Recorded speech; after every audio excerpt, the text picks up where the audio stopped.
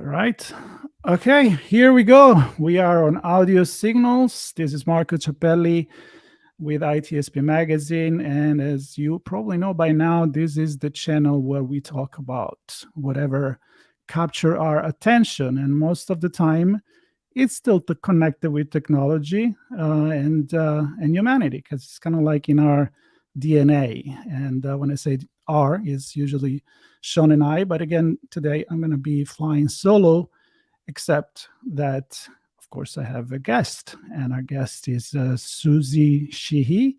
And she's joining us from down there on the other side of the world compared with From where down I under. am, down under. And so welcome to the show. I usually do a little bit of introduction, but I'm so excited about this book that we're going to talk about today that you wrote, and what you actually do is not just that you're a writer, you're a physicist. So I'm already have a lot of questions already.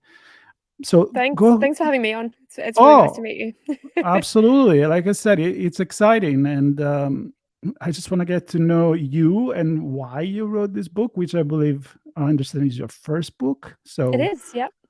that's great. So we want to know what you do, who you are, and what motivates you maybe to get Yeah. the pen or the computer, or I don't know how you wrote it, but to get this Mostly down. computer. Yeah.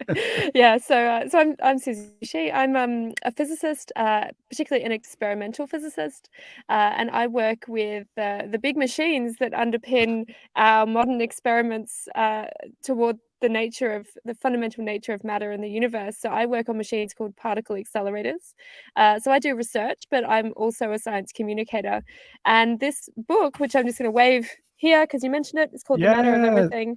It's my first book, and really it was born of this knowledge that I came across, which was this idea that our quest to understand the nature of matter out of necessity has had to involve experiments, most of which have happened in the last 120 years, and that those experiments and discoveries have led to so many amazing things in our society, both technologies, but also the methods we use to collaborate and to even communicate have come from this field. And so I sort of knew this parallel story of fundamental physics exploration and this sort of wider story about society and technology and humanity. And I just felt like that was a story that needed telling in the world because it was just my driving force in my own work. And it seems that other people have resonated really strongly with that.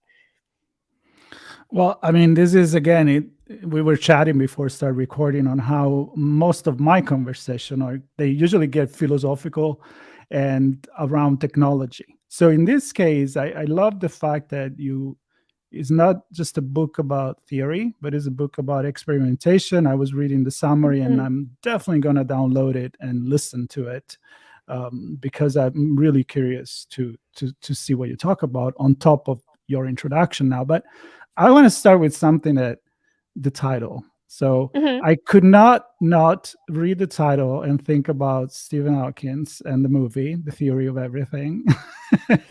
And so I was like, okay, so the matter of everything. Did you have like Stephen Hawking in mind when you wrote this, or So what does it come it's about? interesting.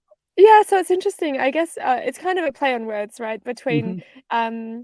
yeah, literally because matter is in everything. Right. Um, but then also the everything can also refer to everything in our society and all of our lived experience outside of something as esoteric as particle physics, which is sort of the major field that I work in. And the matter of that being like so what, the why should you care, the how does this affect your everyday experience. So I didn't necessarily have Stephen Hawking in mind, although good point. That movie, that yeah, there's been a bunch of movies and things about everything, I feel like, in recent years, and so this one is about matter and everything.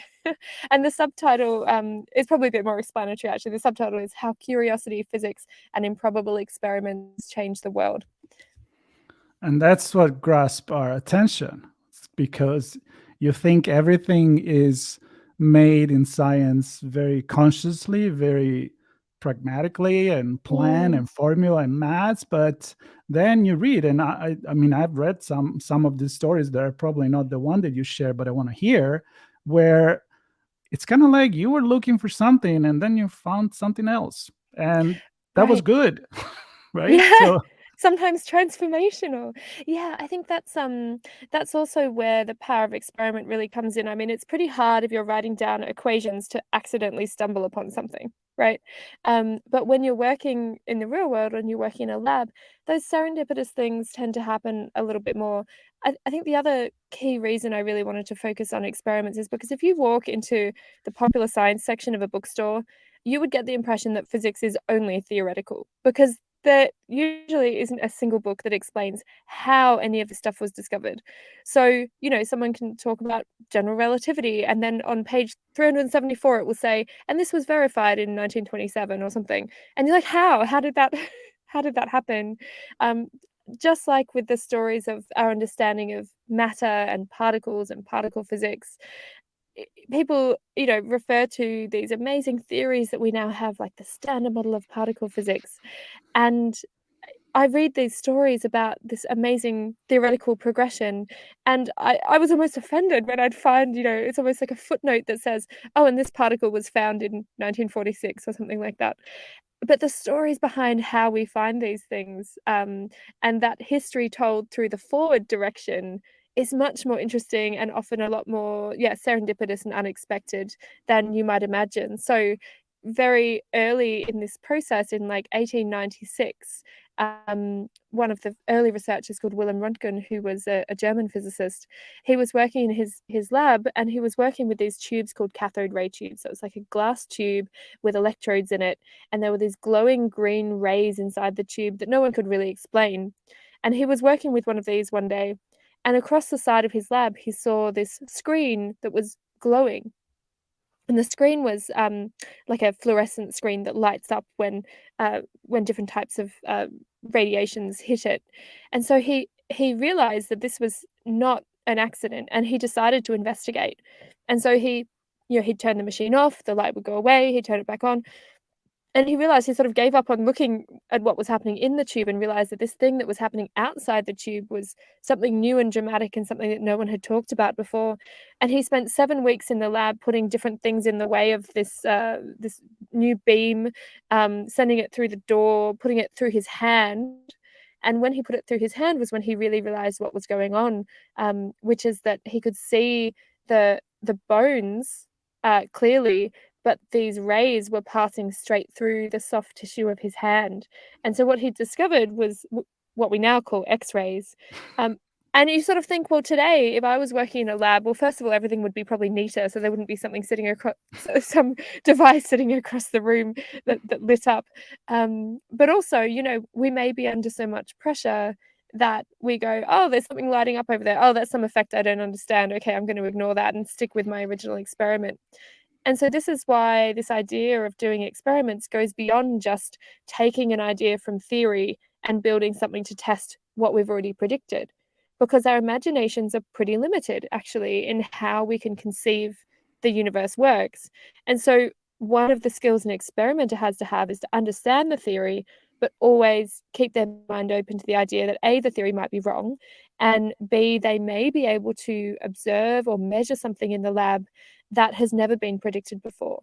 And that's the way that at least some of our discoveries have been made. Some of them are intentional, you really go after a specific thing. But this other more serendipitous route is one that I think we've almost forgotten to appreciate a little bit. So let me ask you this, because I'm thinking, is it like two different mindset that you apply? Like you is there like someone that is just more theoretical and another one that is more hacking mentality, hands on Yeah, and do things? Is that yeah, I think a lot of people don't realize that most physicists kind of fall into one of two flavors, the sort of okay? theoretical flavor or the experimental flavor, and that they do cross over. And especially in the early days, people often did both. But usually you're sort of working in one mode or the other. You're sort of in the lab testing something, or you're sort of working through the equations and trying to figure out, okay, well, based on this data or based on this idea, how can I predict what would happen in some mathematical way. But nowadays, we really do even train, like, the courses that we do here in my university, we even have sort of a theoretical physics track, right? So people who are really going to become theoretical physicists and develop new theories have to do more mathematics and more training in that than the people who are going to be experimentalists. But the experimentalists have a whole other series of skills that they need to learn. So, in the early days, I would have, if I was an experimentalist then, I would have had to learn how to blow glass, because to build my own apparatus, I would have had to make it myself out of glass. Today, that's more like I need to know how to use a computer-aided design program to do a first order design of something, and then work with an engineer to understand how to machine something to a precision of a single micron.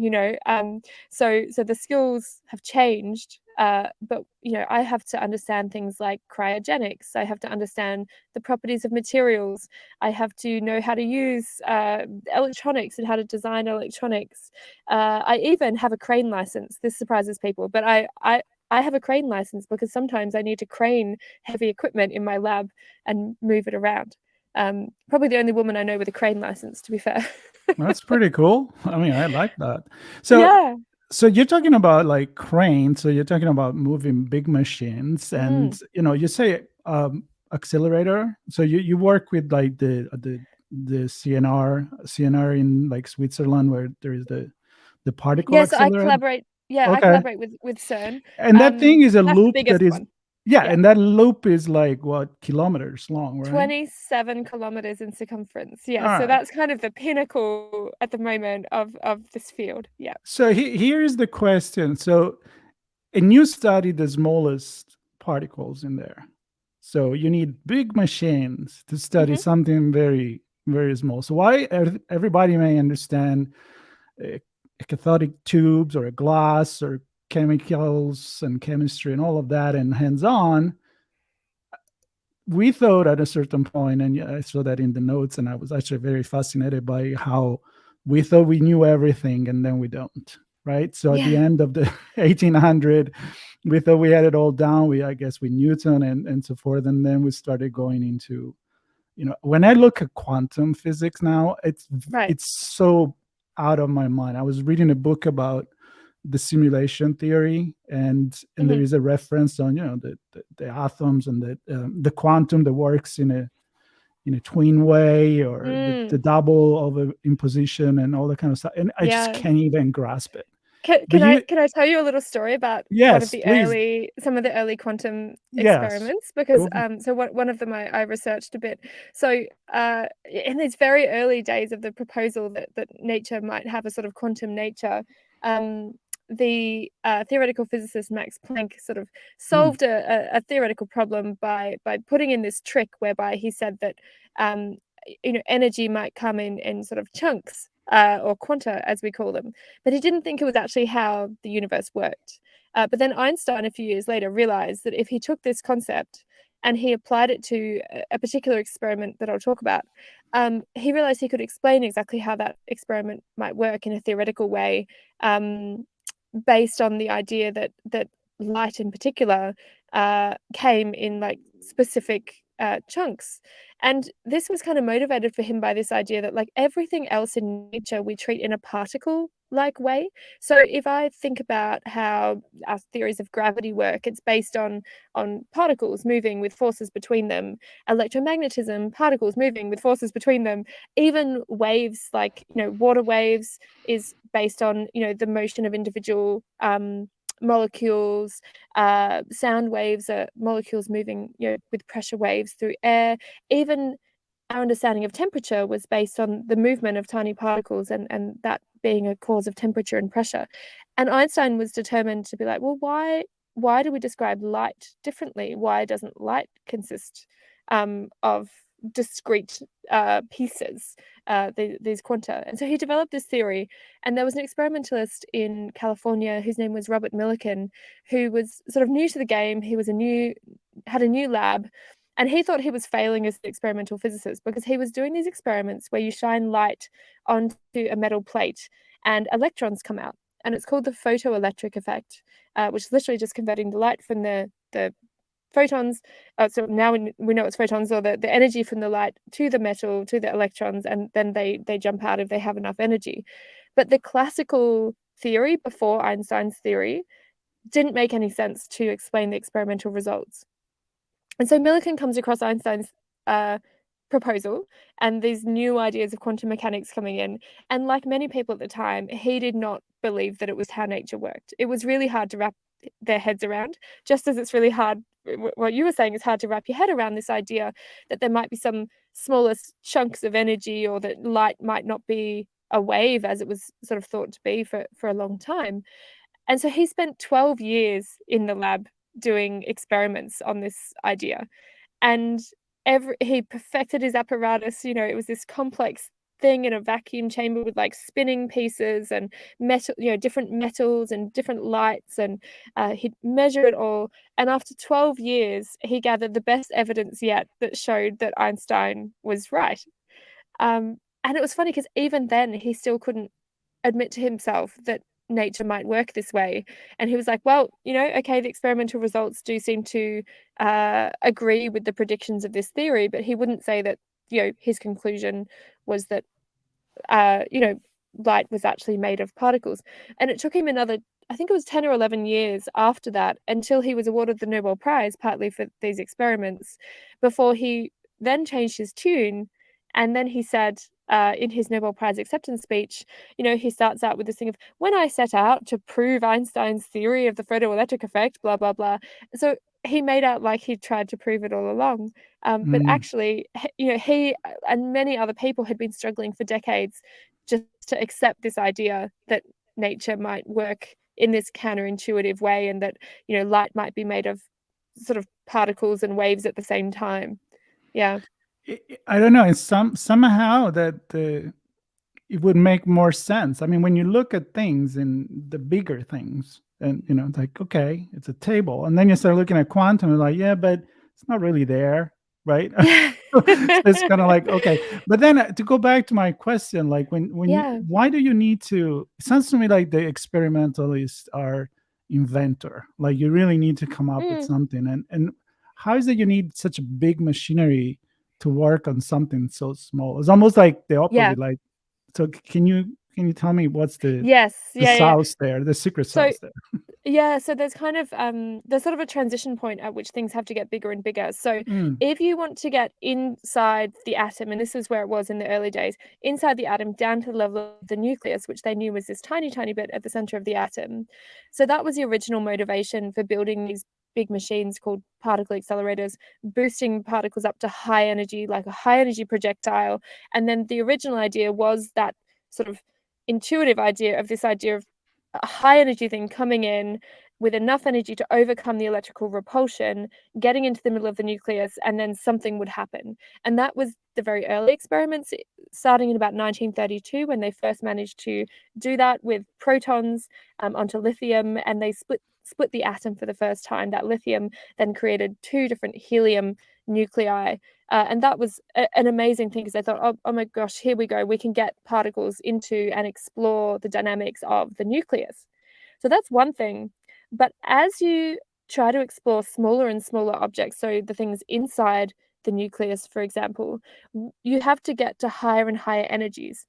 But at some point, you're no longer just going inside the nucleus and pinging things at what is already there. At some point, we have to then rely on Einstein's E equals mc squared instead, right? So now what we do is we have these big colliders where we have two beams at high energies, and they're coming in. And in physics, all of that energy of both beams coming in both directions can be used to do something new. So instead of just looking at what is already there inside the atom, we're now creating new particles that weren't there already. And so that the conversion rate, if you take all this energy that's coming in, including the mass energy, all those original particles, when they collide if one of them collides head on, they're gone. They're just like pure energy at some point, right? And the conversion rate is from E equals mc squared, which is only a rough equation. There's a more precise version, but we'll go with it. Okay. The conversion rate is c squared, right? Which is c squared is a huge number. So you're not going to be able to generate much mass. In fact, to generate a high mass, you need a very, very, very high energy because of this terrible exchange rate of c squared.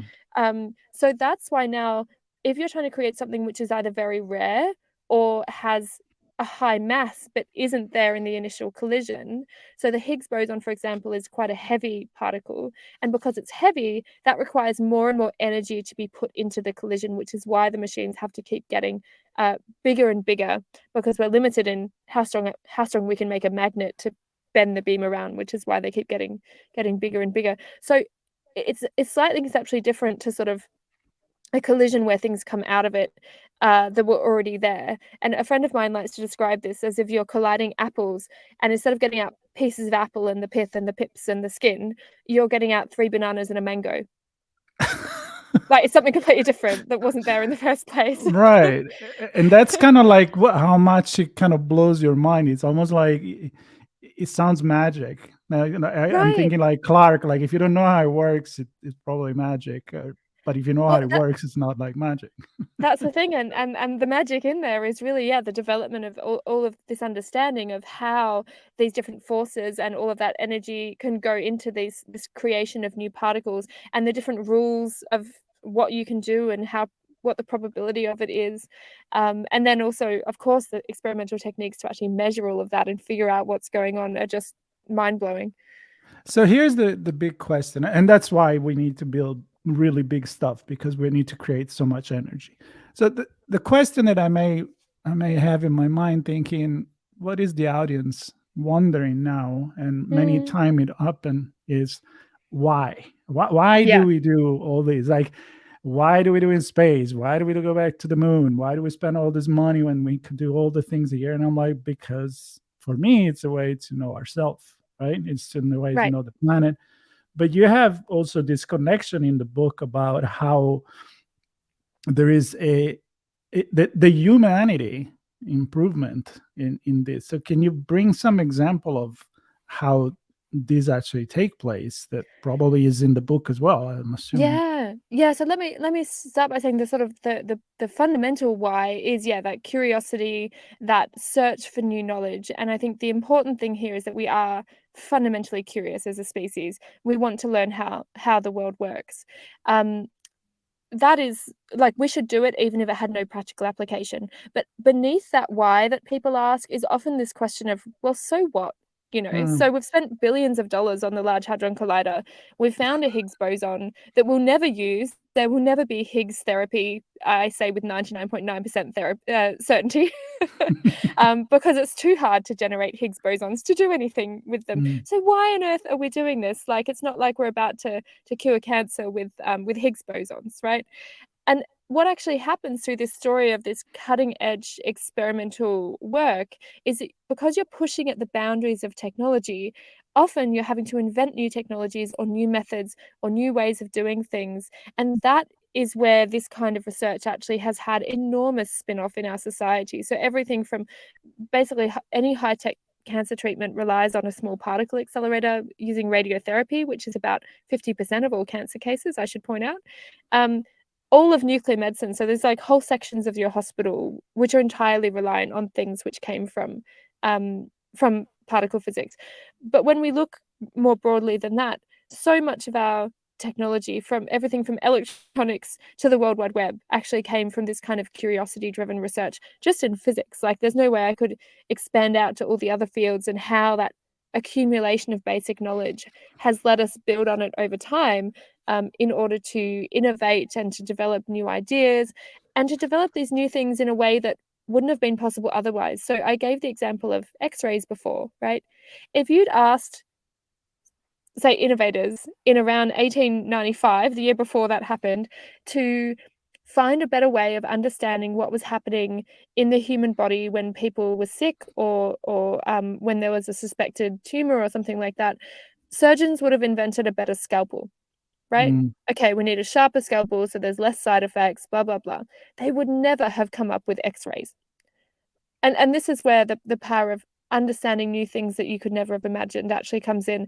And these fundamental discoveries and fundamental types of research, and here I don't just include physics, but sort of all fundamental and curiosity-driven research, tend to have this effect of their usefulness compounding over time. So I might discover something over in this corner, and then 50 years later, the computing technology exists and we manage to combine it, and then you get some new device that can help humanity. And I think what's often missing from these marvelous stories, and they're awe-inspiring and they're wonderful stories about discovery and just the mind-blowing quantum mechanics and the nature of our universe, what's often missing is that, okay, so what? Like, has there been anything practical that's ever come from this? And the answer is a resounding yes. And yet most Mm. people do not connect those two stories up. So that's effectively what I've tried to do.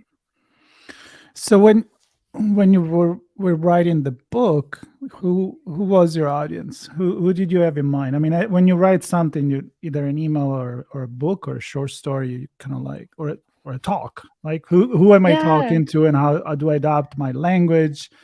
How do I dumb it down or bring it up? I would never say dumbing it down, but No, but I'm saying, like yeah, how I think Einstein actually was the one that said, or at least the quotes come up that, you only understand something when you can actually explain it to, I don't know, your grandma or a child, and you really right. like own the subject. So in your case, is that a book for everyone that is curious? Is it a That book is for academic? Yeah, no, it's definitely it's for anyone who's curious about it. I'm privileged that my entire publishing team were all non-scientists, and that helped me immensely. Because they were If I like, was what? Yeah, because they were like, "Now we've heard of atoms, but you're gonna have to explain what one is." Because it's like, for me, it's like, "Oh, I've heard of Henry V, but I couldn't put him in context at all, right?" Right, Like, right, right, right. you'd have to give me the context if you were telling a story about him. So, and as someone who's always done science communication as well as my research, that was a fun challenge, was to bring that out, and also just bring the exciting narratives and stories of the human stories that happen uh, through this whole process. So in my mind, I guess actually one of the people I was writing for was actually my identical twin sister. So Mm. she's actually very smart woman, does amazing things in the world, but she's more in that sort of history, philosophy, museum curation space, and she reads voraciously, right? And I sort of thought, if I can write something that engages through the narrative someone like her to engage with these what are quite complex ideas in physics, and she doesn't normally consume like physics, popular science. I guess she'd just come to me and ask me if if there was anything exciting, 'cause she's my sister. Um, but I sort of thought, okay, if we can get someone like my sister on board, that sort of intelligent educator, but not necessarily with a science background, that's kind of where it's aimed at. I love it. And I was actually scrolling through some of the review that you had, and you have like Brian Eno, it's like Philip Pullman, the best-selling author of the Stark Materials. Oh, here's where I go So bright red and get embarrassed. no, but I mean that's great, because these are not, many time when you read about an academic piece, the reviews are from other academic. Oh And it's yeah, like, this is oh, not an this is academic book great. at all. And then you normal, not non-expert, you're like, okay, this is great, but probably not for me. But in this Yeah. case, you have like musicians and you have like other fantasy writers. So I mean, that must be a very good thing. It means like you're It hitting the audience. Yeah, it was lovely, and actually I got because I was living in Oxford in the UK at the time when I wrote the book, and I've spent a lot of my career there, and I still have a visiting lectureship there as well. Okay. And Philip Pullman and I sort of struck up this little email conversation, and at one point I asked him, because a lot of his work has been based on this idea of cosmic rays. Yes. And the cloud chamber. So the Northern Lights are sort of, Mm-hmm. very physics inspired in his Mm-hmm. writing. And I asked him whether he's ever actually seen a cloud chamber working in person, which is the very early particle detector, which is this mesmerizing device where these like little tracks get formed, and you can just sit one there with no radiation source, and you'll see every so often these little white tracks coming across. And now this is a invention that revolutionized physics, but I asked Philip Pullman if he'd ever seen one, and he said no. And I was like, oh yeah, it's just down the road, from where I was. So I actually invited him into the physics department in Oxford, and we set up a cloud chamber. And I tell you what, it was like watching a kid in a candy store. He was just Oh, mesmerized, and is oh such my a God. lovely man. And it was just a really such a privileged, special moment for me as a physicist to be the physicist who gets to show Philip Pullman kind of what he's been writing about for, I know. for his whole career. Like, who gets to do that, right? That Oh was really God, exciting. that's amazing, and it makes me think about how who writes sci-fi or even fantasy. Fantasy is maybe I mean, Pullman is kind of in between, but sci-fi. I mean, a lot of things they were predicting what could Mm. be possible. Like Asimov and others is even Space Odyssey. They now we do have a new version of All 9000 in the chat. Yeah. GTP or something like that. ChatGPT. So yeah, they kind of predict it in a way, and then it sort of comes true in a slightly different way, doesn't it? Always. yeah, absolutely. Listen, one more thing. I mean, I know you have, I think, 12 experiments that you're telling in the book, Yeah. and many of these are actually women. So I know you are as a science communicator, I'm sure, and being a woman. Mm. I would love to know, what is your take while you were doing your research on, why Yeah. are we still talking about I this? know, Like, right? Why are we still talking about the I lack know, of women in physics? yeah, I know, No, but but that's here the we thing. are. But it's true. It's true. Here we are, and I find myself as there are fewer than 10% women in my subfield working in particle accelerators still, right? And so yeah, it's a real thing. And when I learned physics, even when I was taught it, there was a really obvious kind of, I hate to put it this way, but like the great white man narrative, right? I Hmm. mean, almost every scientist that I was introduced to in the history of physics was a white man, almost every single one of them, with a few exceptions. With the exception of Marie Curie, who's like the one Yeah. female physicist that most people can write about. And so I actually didn't include Marie's story in as one of my 12 experiments because I was like, everybody knows about that, and my story Mm. starts after her anyway. But what astounded me is that when I read through, and because in my research process I really had to dig in, read all the original papers of the experiments, read the autobiographies and biographies of all the scientists involved, or at first the ones I knew were involved. And what started jumping out at me were these stories of women. So they'd crop up either, maybe it was a footnote and they were thanked in a paper for their contribution, or maybe they were an author on the paper and I looked up who they were and I was like, who's this woman? I've never come across her before. And in one case that I still remember the day I saw it, there was just this photograph of this research group in 1899 in Montreal with Ernest Rutherford, who becomes the father of nuclear physics. And there's this woman in the center of a photo of a group of men all rugged up in their big winter coats and hats and things. And she's just this stunning woman sort of staring out at the camera. And you sort of think, well, how could you miss her? She's so obvious. And I just had to delve in and find out who she was. And it turns out her name was Harriet Brooks. And she was actually Rutherford's first research student in Montreal. She made amazing contributions to the early understanding of radioactive decay and half-life and the radioactive transformation of elements.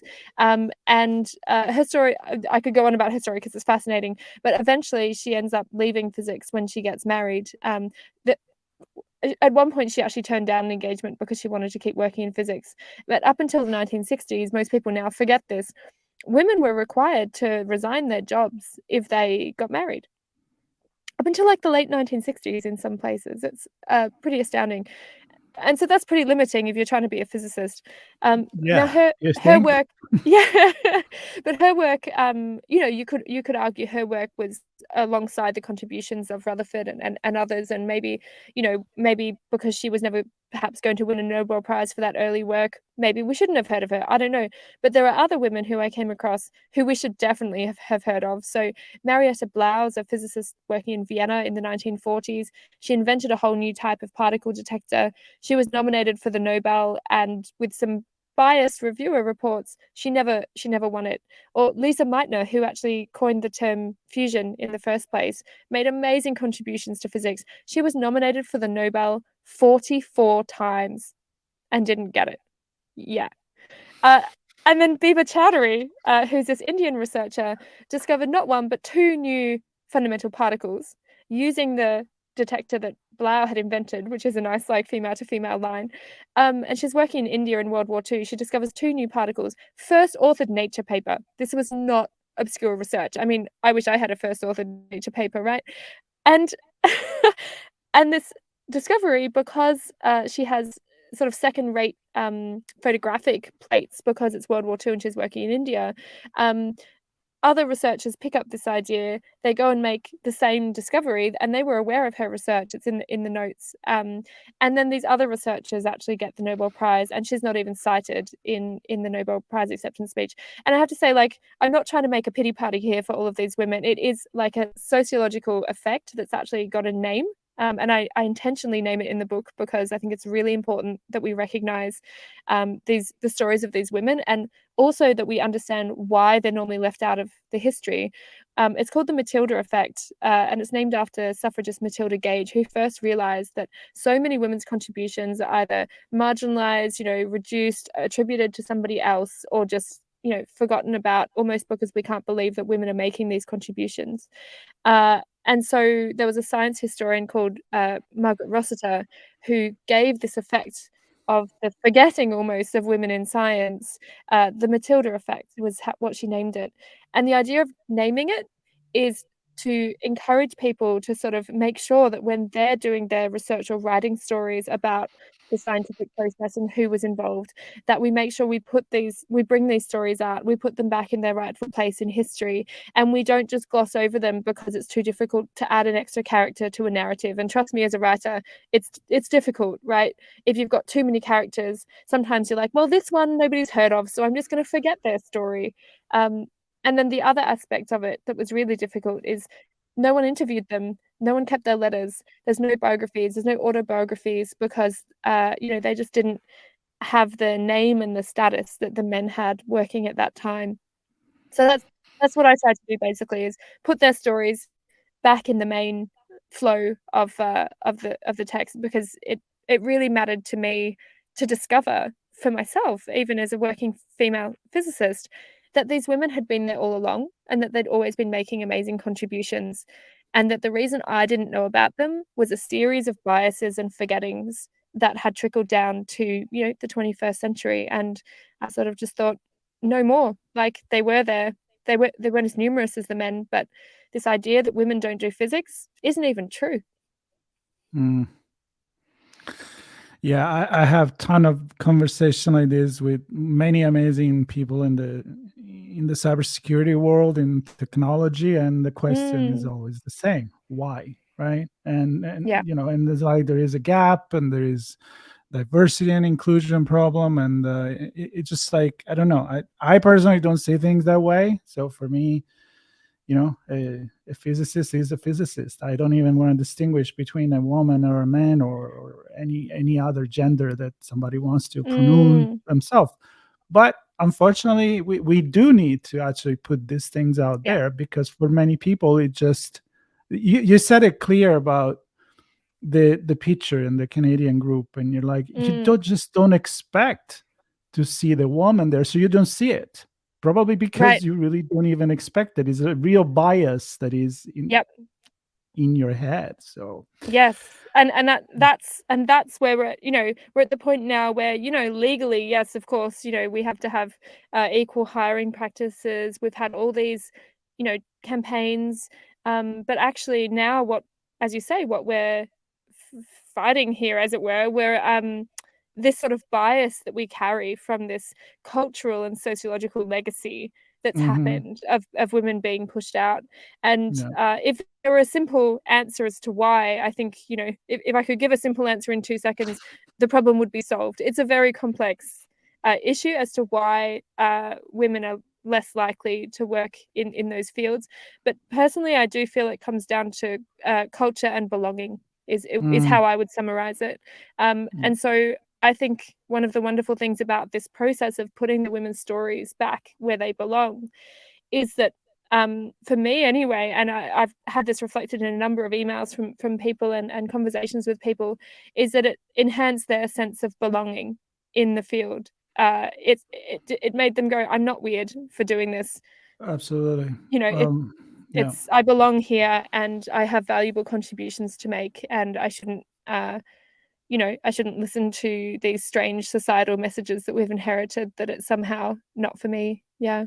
Yeah, and I think it comes down to having role model for young women, young girl that can look up and say, yeah, this is totally feasible. I mean, now there is astronauts that are women. Yeah. Thankfully, one of our new host is a former astronaut. He was Mm. on the space shuttle that went up after the Columbia accident, and it was the first time that Eileen Collins was a woman commander of the space shuttle, Yeah. and the big thing. And we need to have more stories about Yeah. this. But I agree. It's great to have the role models. The only thing I'd say is like we really like to reduce it to what we need is just this, and no, we've shown already it as you know, right? Like no, it's always more complicated than that. But I agree, we can't go wrong with having more role models, I think. absolutely, absolutely. But so I love the fact that we ended up talking about this. I know it's important in our society to talk about this as we talk about why we do experiment and why we study and our curiosity and all of that. And again, like I said, I'm definitely in for reading the book or having some artificial intelligence read it to me as an audible or some actor, and yeah, and just learn more about this. So I want to give you one last light, let's say, spotlight, to send a message, to invite people to read the book. What are they gonna get out of it? In the best Absolutely. case scenario. Worst case scenario, nothing, but I don't think so. I think best case scenario is that you'll get to put together these sort of curious questions about the universe and how it works on a fundamental scale, which is so fascinating and awe-inspiring. And you'll get to put that together with the human stories of how it is that people have gone into the lab over the last 120 years and completely revolutionized our view of that, but in a sort of practical, hands-on way. It's not all equations. There's no equations in the book, actually, except for E=mc², but you knew that one already. um, so it's really giving you that, like, putting you in the shoes of the experimenter, putting you in the shoes of the people who've walked in and gone, asked the questions about the universe, and then somehow figured out how to do that, and giving you an insight into their world, and then also bringing that together with stuff that you may or may not already know about our technology, about our society, and about the impacts of how doing this kind of research can sort of have a flow-on effect in our world. And I hope that at the end of all that, when I demonstrate how we've got thousands of people working together across all sorts of boundaries, including international boundaries of countries that have traditionally been at war with each other, I hope what you'll walk away with is actually a story that gives you some sort of hope for the future in terms of the way that we can work together and collaborate as smart people with different sets of skills and different backgrounds and different mindsets to achieve something that is much greater than what we could do alone. Wonderful. I don't even want to add anything to that. I usually do a wrapping, but you did it so well that there is no need. So I want to thank you very much, Suzie, for being part of this conversation. I truly enjoyed it. I learned a lot. Uh, we will have notes on the podcast notes, or if you're watching the video, then there will be the link to the podcast where the notes are, with the links to, so people can get in touch with you. They can check the book, buy it if they're interested, and maybe you'll get some even more amazing review from people that you wouldn't expect. Why not?